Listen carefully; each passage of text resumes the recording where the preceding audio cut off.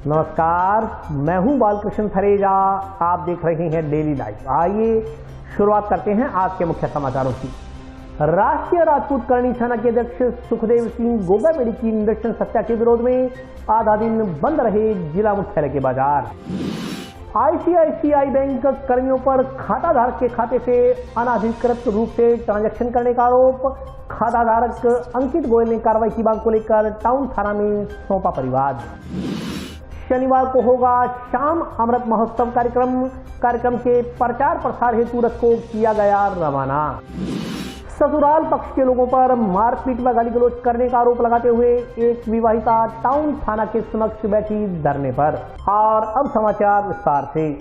राष्ट्रीय राजपूत करणी सेना के अध्यक्ष सुखदेव सिंह गोगामेडी की निरक्षण हत्या करने की घटना को लेकर सर्व समाज के आह्वान पर जिला मुख्यालय के बाजार शांतिपूर्ण तरीके से आधा दिन सांकेतिक रूप से बंद रहे।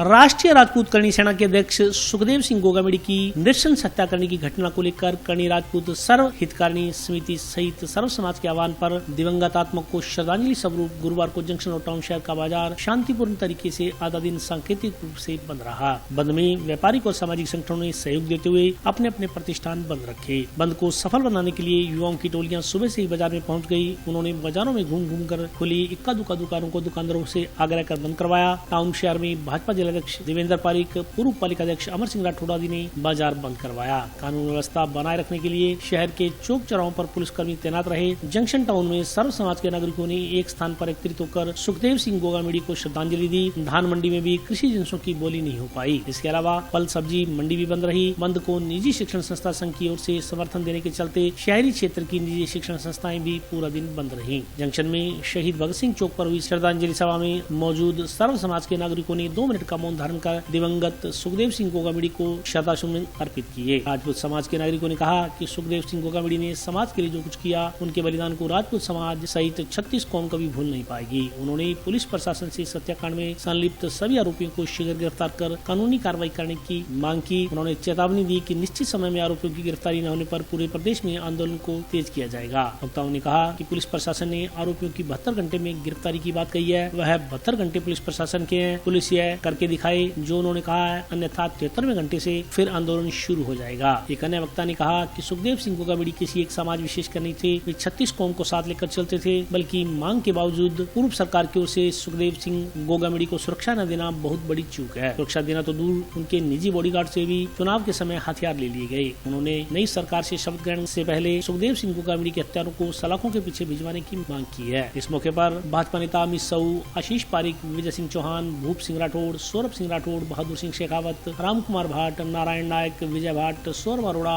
अनिल सिंह, ओम सारस्वत, जगदीश बंसल, अरिहंत जैन, नरेश शेखावत, निखिल शेखावत, मुकेश गुप्ता, निरंजन नायक, कुलदीप नरूका, प्रेम सिंह राघव, महावीर सिंह राठौड़, बहादुर सिंह राठौड़, करणी सिंह राठौड़, पदम राठौड़, इंद्र सिंह राठौड़, हर्षवर्धन सिंह, प्रमोद भाटी और रोहित तंवर, दीपेंद्र राठौड़, शिशुपाल पवार सहित सर्व समाज के कई नागरिक मौजूद रहे। बाजार बंद का जो कार्यक्रम था उसको स्थगित करके इसको श्रद्धांजलि सभा में हम लोगों ने इस तब्दील किया, क्योंकि सरकार जो भारतीय जनता पार्टी की सरकार है उन्होंने काफी मांगों को मान लिया। पर मैं सरकार से अपील करूंगा कि सुखदेव सिंह जी गोगामेडी की जो कातिल हैं उनको सख्त से सख्त सजा देके हमारे प्रदेश में प्रेम और सौहार्द का जो वातावरण बना हुआ था उसको जो खत्म करने का प्रयास कुछ लोग कर रहे हैं उस पर अंकुश लगाया जाए। साथ ही साथ मैं सुखदेव सिंह जी गोगामेडी की आत्मा को शांति प्रदान करने की प्रार्थना करता हूं। साथ ही साथ उनके परिवार को इसकी दुख की घड़ी को सहन करने की हिम्मत भगवान प्रदान करें।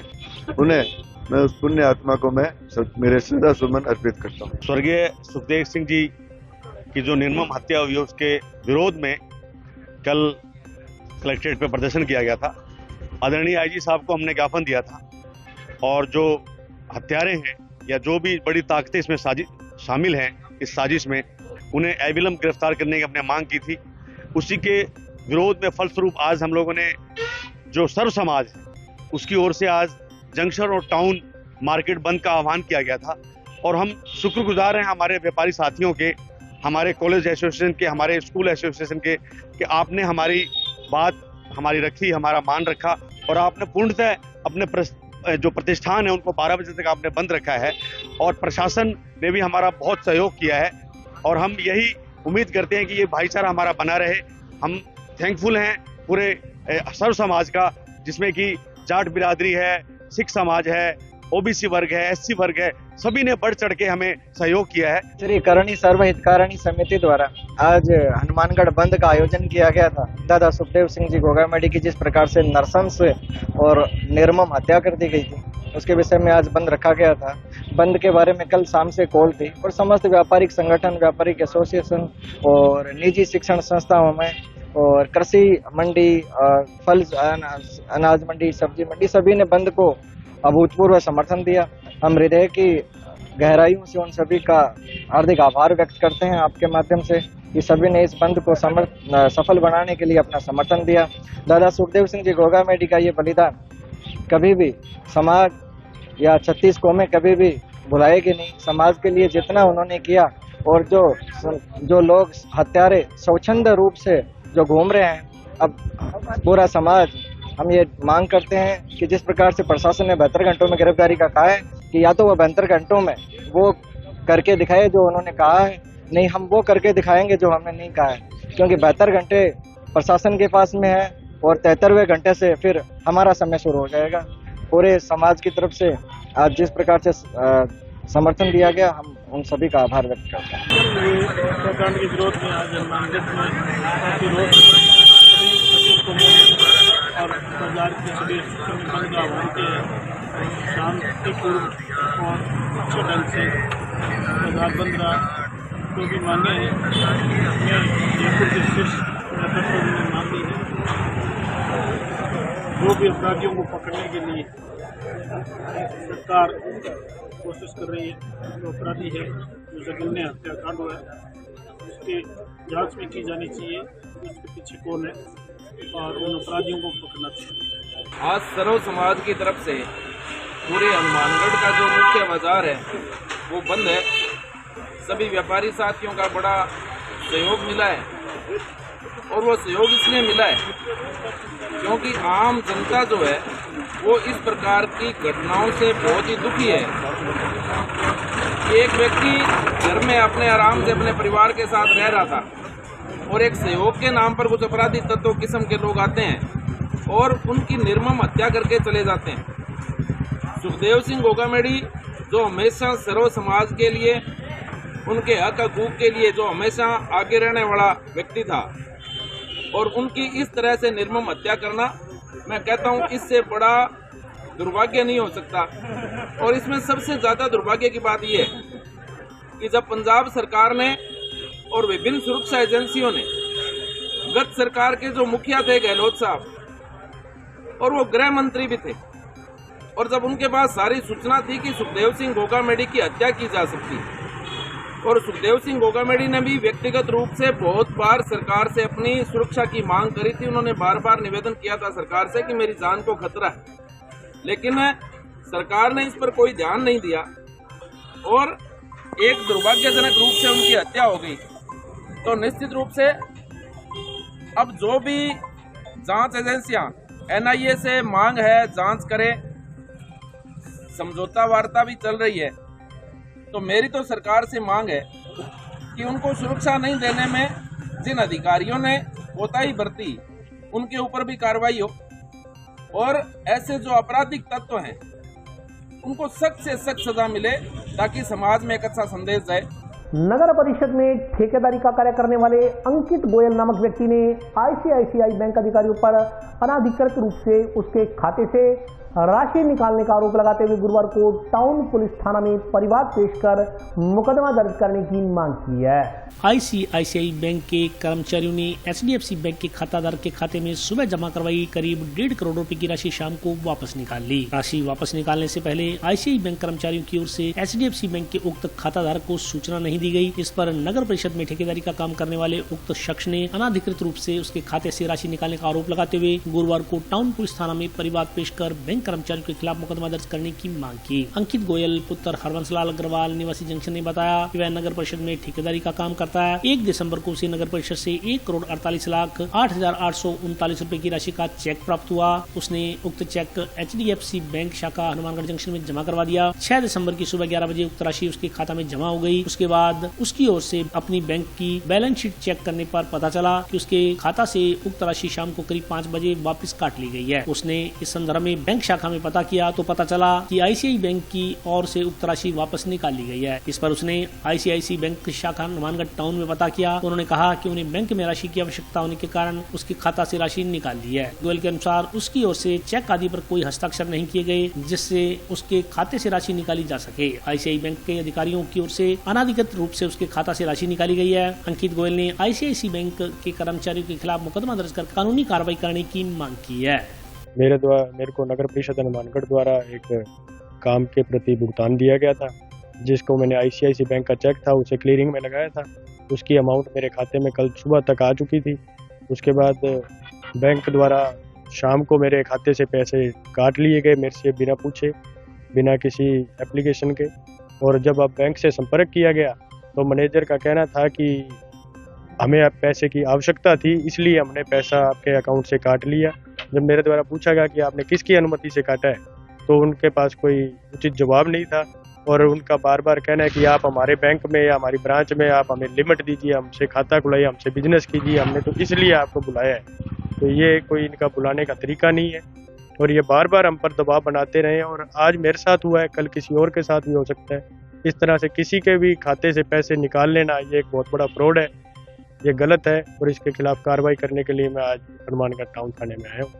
शनिवार को टाउन स्थित धानमंडी में श्याम अमृत महोत्सव कार्यक्रम का आयोजन होगा। कार्यक्रम के प्रचार प्रसार हेतु आज रथ को रवाना किया गया। श्री श्याम देवाना मित्र मंडल टाउन के द्वितीय श्री श्याम अमृत महोत्सव का आयोजन 9 दिसंबर को किया जाएगा। इसके तहत आज मंडल के सदस्यों ने नई धानमंडी स्थित लक्ष्मी नारायण मंदिर में बाबा खाटू श्याम वाले का रथ रवाना करने से पूर्व बाबा की पूजा अर्चना करवाई गई। रथ नई धानमंडी स्थित लक्ष्मी नारायण मंदिर से जयकारों के साथ रवाना हुआ। इस मौके पर श्याम प्रेमियों ने बताया कि द्वितीय श्याम अमृत महोत्सव पर विशाल जागरण का आयोजन टाउन धानमंडी में 9 दिसंबर को रात्रि 9:15 बजे किया जाएगा। इस जागरण में खाटू श्याम का भव्य दरबार, आकर्षक श्रृंगार, आकर्षक झांकियां आदि रहेंगी। जागरण में बाबा का गुणगान शुभम ठाकरान गुरुग्राम, राज राठौड़ जयपुर, अमित बंसल हनुमानगढ़ द्वारा किया जाएगा। शाम जागरण प्रचार के लिए रथ रवानगी के समय सैकड़ों की संख्या में श्याम भक्त उपस्थित रहे। आने वाली 9 दिसंबर 2023 को नई धानमंडी हनुमानगढ़ टाउन लक्ष्मी नारायण मंदिर के पास साइड में विशाल जागरण का आयोजन बाबा की कृपा से हो रहा है, जिसमें 56 भोग, कड़ी खिचड़ा, खीर, चाय, बिस्कुट का भंडारे की व्यवस्था श्याम प्रेमियों के खाने के लिए रखी गई है। समय पर पहुंचकर बाबा के गुणगान सुने और बाबा के आशीर्वाद का सेवा प्राप्त करें। आने वाली 9 तारीख को बाबा श्याम का दरबार नई धानमंडी शेड नंबर 6 के प्रांगण में सजने जा रहा है, जिसमें हनुमानगढ़ की सारी धर्म प्रेमी जनता सभी श्याम प्रेमी सादर आमंत्रित है। इस विशाल जागरण में शुभम ठाकरन गुरुग्राम से, राज राठौड़ जी जयपुर से और हनुमानगढ़ से हमारे अमित भैया दरबार में हाजिरी लगाएंगे, बाबा को रिझाएंगे। विशेष आकर्षण रहेगा दिव्य दरबार, बाबा का नैनाभिराम श्रृंगार, पावन जोत और 56 भोग। और अभी वक्त ब्रेक का, हाजिर होता हूँ छोटे से ब्रेक के बाद।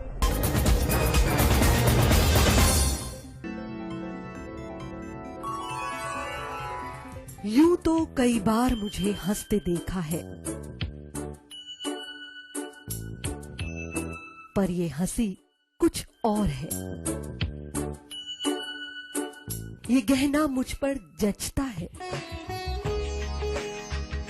पर ये महज एक गहना नहीं, ये रूपरेखा है मेरे मन की, हंसती खिलखिलाती लहरों की, जो आतुर थी अब तक मुझ पर सजने को। इसलिए ये गहना ही मेरा सच्चा श्रृंगार है, श्रृंगार है, श्रृंगार है।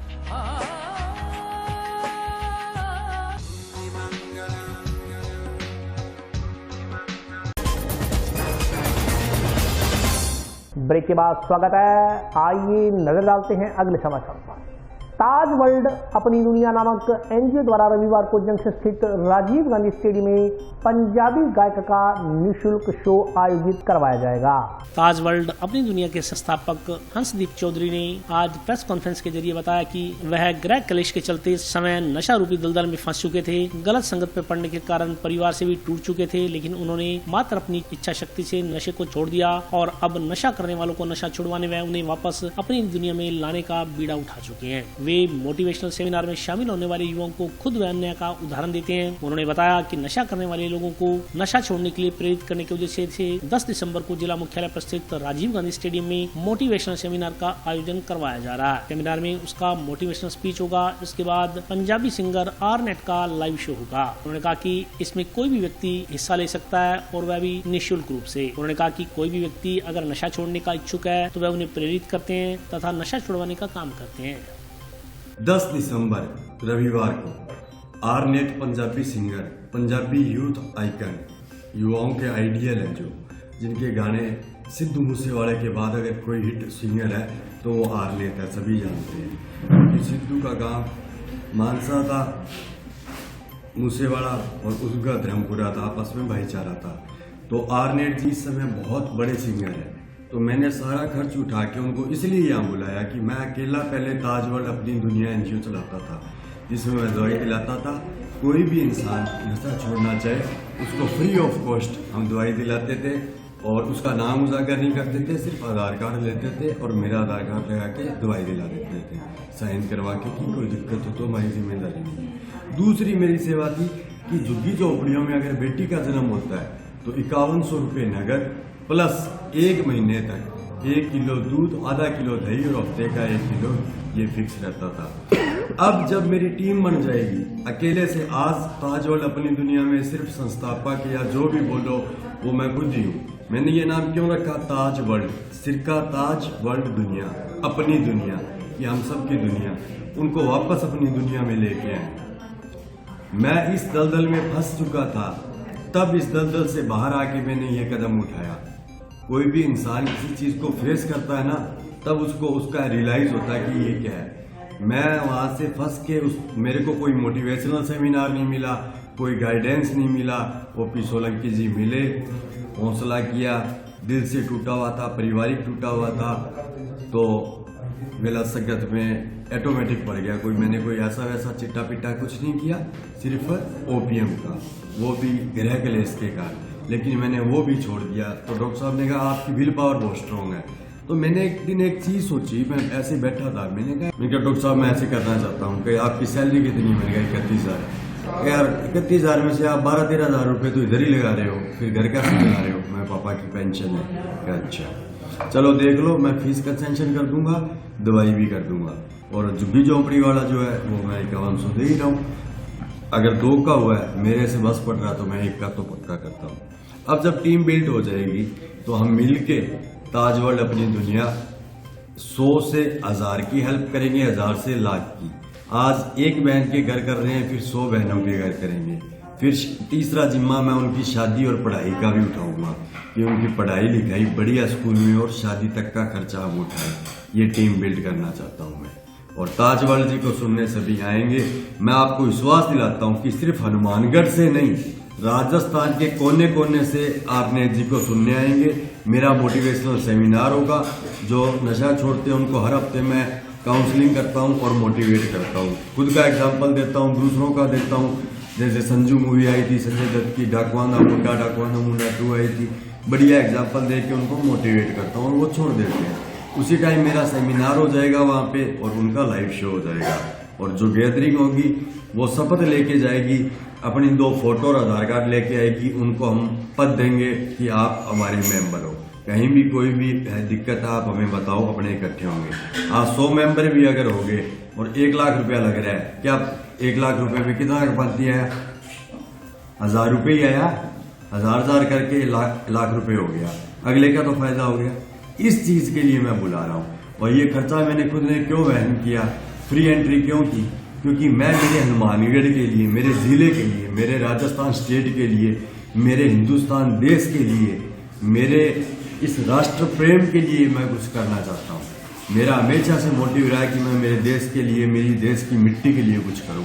और मेरे को एक मकसद मिल गया कि मैं एक कर्मचारी जरूर हूं, वो सिर्फ नाम का हूं, लेकिन मेरी हमेशा सेवा, सोशल सेवा ही रहती है। बैंक में किसी को मेरा नाम नहीं पता, सिर्फ इतना पता है चौधरी जी। फार्म भरना है, निकालना है, पैसा जमा करना है तो यही पूछेंगे चौधरी जी का है। अरे निकालना है पैसा यार तो निकाल ले, तो भी वो कहेंगे नहीं, मेरे पास आएंगे मैं भर के देता हूँ। हमेशा से हम हेल्पफुल नेचर रहे हैं और आगे भी रहेंगे। ससुराल पक्ष के लोगों पर मारपीट व गाली गलौज करने का आरोप लगाते हुए एक विवाहिता टाउन थाना के समक्ष धरने पर बैठ गई।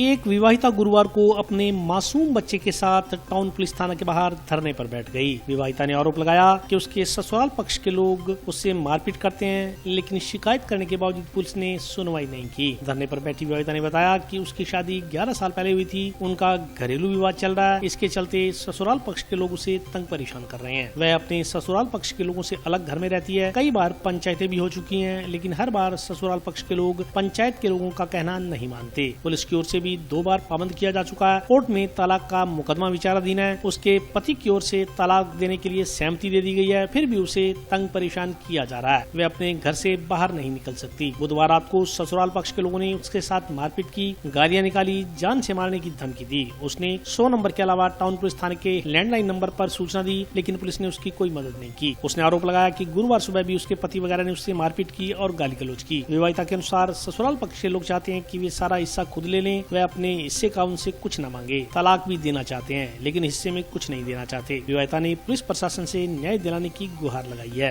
हमारे घर में घरेलू विवाद चल रहा है, जिसके रहते हैं मेरे सास, ससुर, मेरा घरवाला, देवर, और ये इन सब ने मेरे को परेशान कर रखा है। 11 साल हो गए मेरी शादी को, 11 सालों से मेरे को परेशान करे जा रहे हैं। काफी बार पंचायती भी हो चुकी है, तो उसमें भी इन्होंने क्या, उनका पंचायती वालों का कहना नहीं माना। अब थाने में मेरे को तो, मैंने रात फोन किया था, 100 नंबर पे घंटी की थी, तो किसी ने मेरी कोई सुनवाई नहीं की। थाने में लैंडलाइन पे घंटी की तो किसी ने कोई दोबारा गाड़ी लेके नहीं आया। अब दोबारा फिर मैं थाने में आई हूँ, 2 बार उनको पाबंदी भी करवा दिया, तो भी वो मेरे साथ मारपीट कर रहे हैं और गाली गलौज कर रहे हैं। डंडा लेके मेरे आगे पीछे घूम रहे हैं कि जान से मार देंगे। पुलिस वालों से दरख्वास्त है कि मेरे को न्याय दिलवाई। कोर्ट में मेरे तलाक का मुकदमा चल रहा है, तो तलाक में उसमें मेरे पति ने सहमति दे दी है, फिर भी मेरे को जान से मारने की धमकी दे रहे हैं। मैं वो घर से बाहर भी नहीं निकल सकती, मैं मेरे घर पे ही रह रही हूँ। नहीं, वो अलग रह रही हैं। ताज़ा घटना ये हुई है कि कल रात से मेरे घरवाला फिर मेरे को परेशान कर रहे हैं, गाली गलौज कर रहे हैं, मारपीट कर रहे हैं, और आज सुबह भी उन्होंने मारपीट की है मेरे साथ, गाली गलौज की है, डंडा लेके मेरे साथ मारपीट की है उन्होंने। वो ये चाहते हैं कि मैं मकान, मेरा जो हिस्सा बनता है वो सारा इनको दे दूं, मैं कुछ ना लूं इनसे। तलाक भी देना चाहते हैं और कुछ देना भी नहीं चाहते हैं। पुलिस प्रशासन का कुछ भी कहना नहीं है सर, कोई सुनवाई नहीं हो रही मेरी।